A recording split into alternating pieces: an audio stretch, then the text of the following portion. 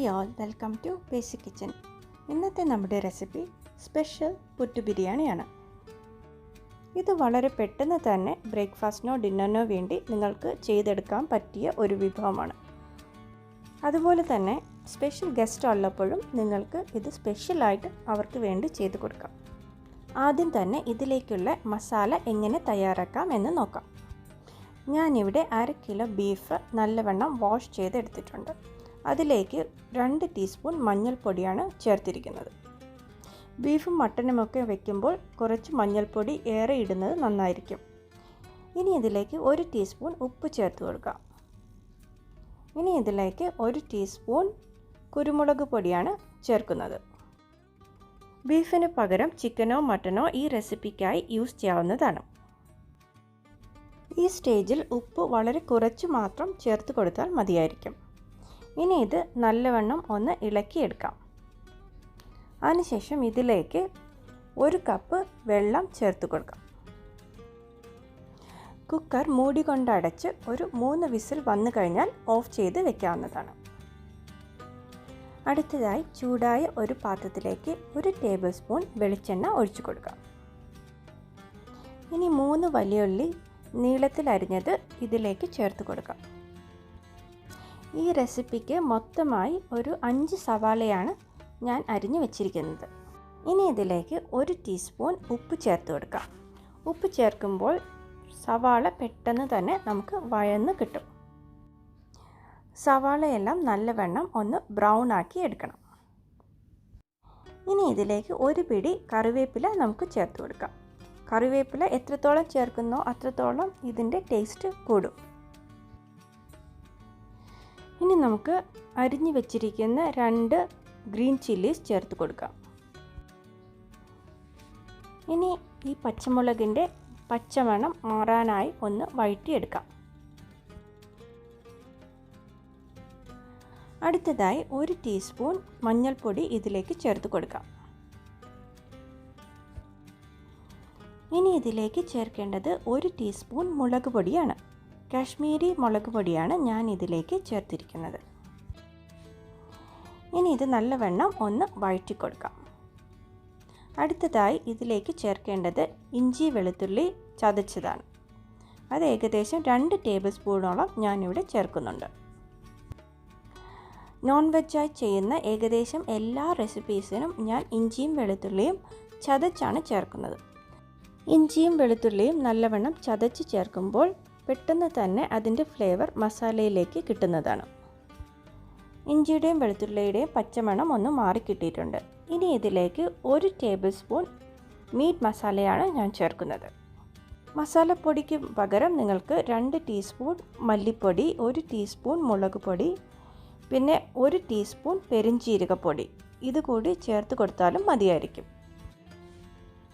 മസാലയുടെ പച്ചമണം മാറുന്നത് വരെ ഒന്ന് വഴറ്റി കൊടുക്കാം. അതിനുശേഷം 1 കപ്പ് വെള്ളമാണ് ഞാനിവിടെ ഒഴിച്ചു കൊടുക്കുന്നത്. ഇനി ഇത് ചെറുതായി ഒന്ന് വറ്റിച്ചെടുക്കാം. അടുത്തതായി ഇതിലേക്ക് ബീഫ് വേവിച്ചപ്പോൾ കിട്ടിയ സ്റ്റോക്കാണ് ചേർത്ത് കൊടുക്കുന്നത്. അത് ഏകദേശം 1 കപ്പാണ് ഞാൻ ഇതിലേക്ക് ചേർത്ത് കൊടുത്തിരിക്കുന്നത്. ഇനി വേവിച്ച് വെച്ചിരിക്കുന്ന ബീഫാണ് ഇതിലേക്ക് ചേർക്കേണ്ടത്. അത് ഞാൻ ചെറുതായി നുറുക്കിയെടുത്തിട്ടുണ്ട്. ചെറുതായി നുറുക്കിയെടുത്ത് ബീഫ് ഇതിലേക്ക് ചേർത്ത് കൊടുക്കാം.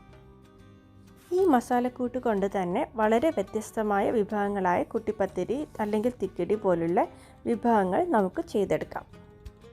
കുട്ടിപ്പത്തിരിയുടെ ലിങ്ക് ഞാനിവിടെ മുകളിൽ കൊടുത്തിട്ടുണ്ട്. ഇത് മസാലയുമായി ഒന്ന് നല്ലവണ്ണം ഇളക്കി യോജിപ്പിച്ച് കൊടുക്കാം. മസാല വളരെ എളുപ്പത്തിൽ തന്നെ ചെയ്ത് കിട്ടിയിട്ടുണ്ട്. ഇനി അടുത്ത പ്രിപ്പറേഷൻ എന്താണെന്ന് നോക്കാം. അടുത്തതായി ഞാനിവിടെ 2 കപ്പ് പുട്ടുപൊടിയാണ് എടുത്തിരിക്കുന്നത്.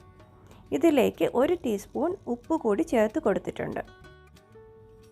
ഇനി കുറേശ്ശെ വെള്ളമൊഴിച്ച് പുട്ടുപൊടി നന്നായി ഒന്ന് നനച്ചെടുക്കാം.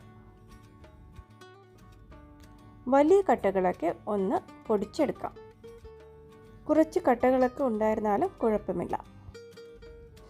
നനച്ചെടുത്ത പുട്ടുപൊടി അപ്പച്ചെമ്പിൻ്റെ തട്ടിലേക്ക് ഒന്ന് നിരത്തി വെച്ച് കൊടുക്കാം. അതിനു മുകളിലായി 4 ടേബിൾ സ്പൂൺ തേങ്ങ ചിരകിയത് വിതറിക്കൊടുക്കാം. ഇനി ഈ പുട്ടുപൊടി നനച്ചത് ആവിയിൽ വെച്ച് ഒന്ന് സ്റ്റീം ചെയ്തെടുക്കാം. അടുത്തതായി ഒരു പാൻ ചൂടാക്കി അതിലേക്ക് 1 ടേബിൾ സ്പൂൺ നെയ്യ് ചേർത്ത് കൊടുക്കാം.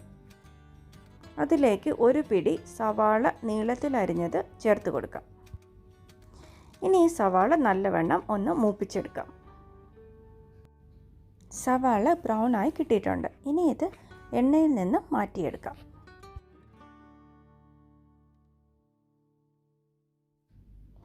അടുത്തതായി ഉള്ളി മൂപ്പിച്ചെടുത്ത് എണ്ണയിലേക്ക് തന്നെ 1 ടീസ്പൂൺ കടുക് ചേർത്ത് കൊടുക്കാം. കടുക് ഒന്ന് പൊട്ടി വരുമ്പോഴേക്കും അതിലേക്ക് ഒരു പിടി കറിവേപ്പില ചേർത്ത് കൊടുക്കാം. ഇനി ഇതിലേക്ക് നീളത്തിൽ അരിഞ്ഞു വെച്ചിരിക്കുന്ന സവാള ചേർത്ത് കൊടുക്കാം.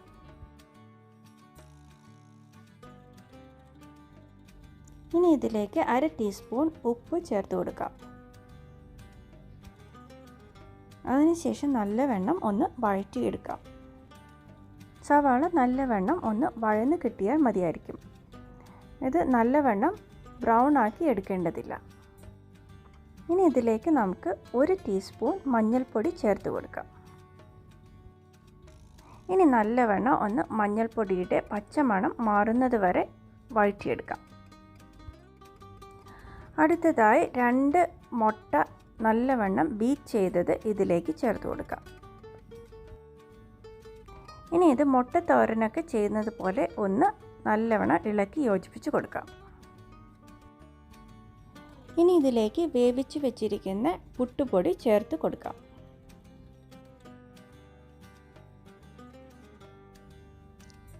ഇത് എഗ് മസാലയുമായി നല്ലവണ്ണം ഒന്ന് ഇളക്കി യോജിപ്പിച്ചെടുക്കാം.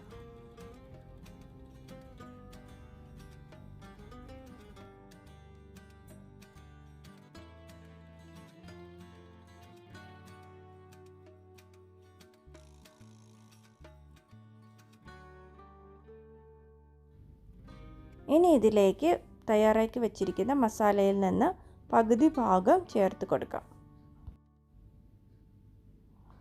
മസാല നല്ലവണ്ണം പുട്ടുമായി മിക്സ് ചെയ്ത് കൊടുക്കാം. ഇങ്ങനെ മസാലയുമായി യോജിപ്പിച്ചെടുക്കുമ്പോൾ തന്നെ പുട്ടു ബിരിയാണി കാണാൻ നല്ല ഭംഗിയാണ്. പുട്ടു ബിരിയാണി ചെയ്ത് കഴിഞ്ഞിട്ടില്ല കേട്ടോ. ഇനി ഇതിലേക്ക് ഒരു സൂത്രപ്പണി കൂടി ബാക്കിയുണ്ട്. അടുത്തതായി നല്ല കട്ടി തേങ്ങാപ്പാൽ 1 കപ്പ് ഞാൻ ഇതിലേക്ക് ചേർത്ത് കൊടുക്കുന്നുണ്ട്. ഇനി ഇത് നല്ലവണ്ണം ഒന്നുകൂടി ഇളക്കി യോജിപ്പിച്ച് കൊടുക്കാം.